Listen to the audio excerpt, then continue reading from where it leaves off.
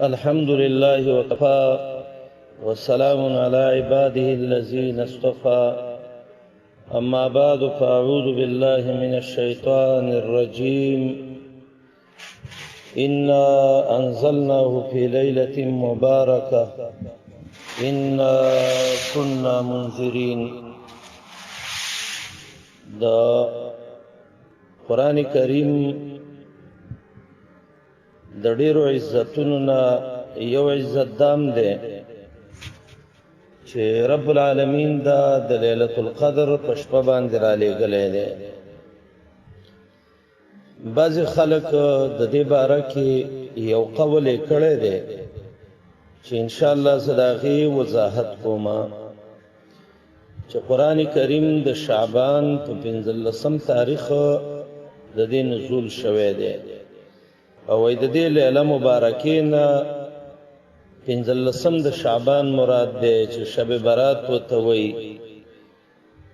خو امام قرطبي د ابن عربي نه نقل کړي دي چې دا ډېر باطل قول دی او بیا وایي څوک چې دا وایي چې په دې شپه قرآن نازل شوی دی نو دې خلکو وایي په الله ډېر دروغ تړلي دي. ابن کثیر د عکرمه رضی الله عنه قول ذکر کړی دی چې څوک وایي د دې نه شب برات مراد دی نو فقد ابعد النعجا، یقینا د ډېره بې فایدې خبره وکړه. د دې باره کې څه حدیثونه هم بعضې خلکو څه روایات ذکر کوي، لکه یو د عکرمه رضی الله عنه روایت دی چې مفسر قرطبي د هغې باره کې او ملا علی قاری د هغې باره کې وایي چې دا روایت ضعیف دی. دیلمی یو روایت راوړی دی چې د شب برات په شپه باندې 100 رکعاته مونځ به کېږي او وایي دې ته الفیه مونځ وایي. د دې روایت باره کې علما وایي چې دا موضوع د دروغو حدیث چا جوړ کړی دی. ترمیزی یو روایت راوړی د دې باره کې چې هغه صاحب مشکات هم نقل کړی دی، خو امام بخاري وایي دغه روایت هم ضعیف دی، سند کې انقطاع ده. د معاذ ابن جبل رضی الله عنه روایت ابن ماجه راوړی دی چې د هغې سند کې ابن لهیعه دی او هغه هم ضعیف دی. د علي رضی الله عنه روایت چې ابن ماجه راوړی دی نو د هغې سند کې ابوبکر ابن عبدالله العامري دی او هغه متروک دی، وضاع دی، د ځان نه بې حدیثونه جوړول. بیهقي چې کوم د عایشې رضی الله عنها روایت راوړی دی نو هغه روایت هم سندن مرسل دی او ضعیف دی. نو دې باره کې چې دا کوم خلک کومې خبرې کوي چې دې شپه کې الله را کوزیږي او یا قرآن دې کې نازل شوی دی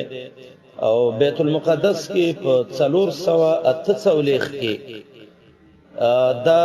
برامې کوي او عمل جوړ کړی چې ورونه به بلول او ډوډۍ به په دې شپه باندې ورکولې او دا په 8 کې دغه شوی دی او دا وایي د هندوانو د مجوسیانو عادت دی. اصل خبره دا ده زمونږ استاسي دین الحمدلله پوره دین دی.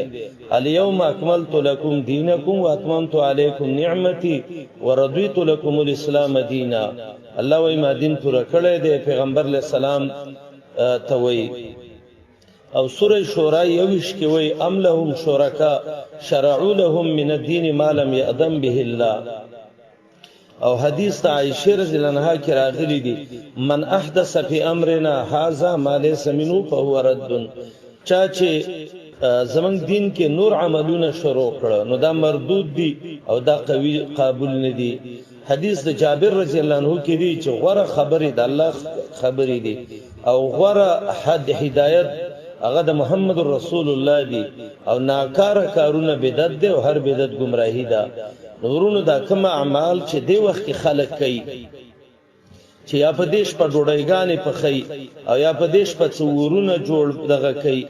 او یا په دیش په باندې کوم منځونه دغه کوي، دا نه په صحیح روایتو کې شته او نه د محمد رسول الله نه ثابت دي.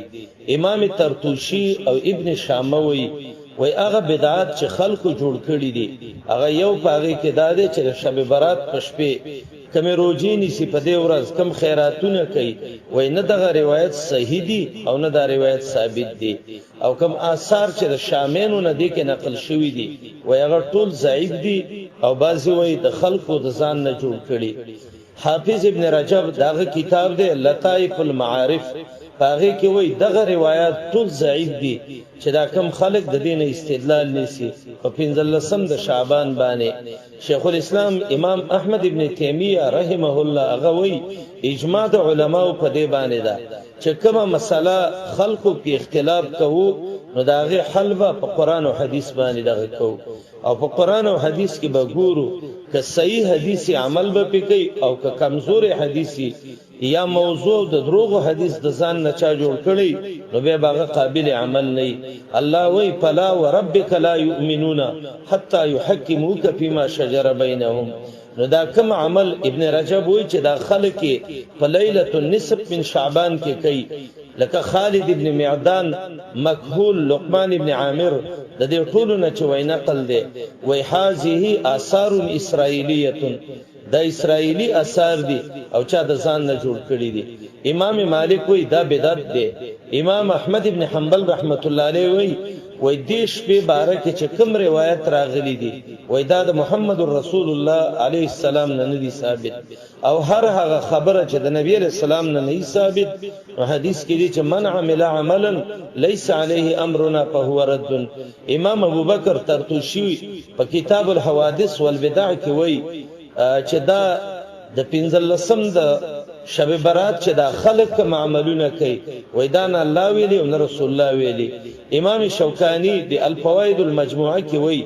چې کوم د علی رضی الله عنه روایت کې دي چې سل رکعات به مونږ کې او سورۃ اخلاص باب کې وای دا دروغ په محمد رسول الله علیه الصلاۃ والسلام دي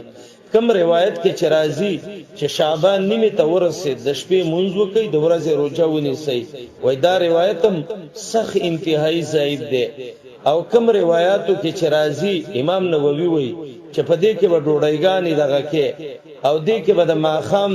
او د ماسختن منځ کې 12 رکعات منځونه کې وای دا ټول محمد رسول الله نه دی ویلي نو دې مسایلو کې ډیر احتیاط پکاري زمونږ استاد سي په علاقو کې دا یو رواج او عادت ګرځیدلې ده کله چې دا شپراشي نو خلک خیراتونه کوي او څوک ورونه بلای او څوک د ځان نه څمنځونه جوړي سره د دینه چې دا په اتمه کې جوړ شوی دی او دا د مجوسو د هندوانو عادت دی او اولنې ایجاد په 443 کې بیت المقدس کې کړه شوی دی خدا برامکو کړه او برامکا هغه خلک دي چې د الله د دین دشمنان دي رسما ورونو دې خبرو کې ډیر احتیاط کوئ دې باره کې چې دا کم خلک کم روایت وي دا یو سندن ندي ثابت منګو تاسو لپاره کار دي چې د کتاب او د سنت اتباع وکړو الله دې د بدعات او د خرافات د رسمونو او د رواجونو د دینه وساتي او سیم دې رب العالمین د قران او د حدیث عمل کوونکي جوړ کړي دا سبب ګوره اکثر خلک روجي دي کې او دا خیراتونه کوي او دا قصې کوي خود دین نه دي خبر چې دا د مجوس او د هندوانو عادت دی نو باید چې موږ او تاسو د خپل پیغمبر د سنتو نزان خبر کو او د خپل پیغمبر په سنتو عمل وکړو الله دې د کتاب او سنت خدمت کوونکي وګرځي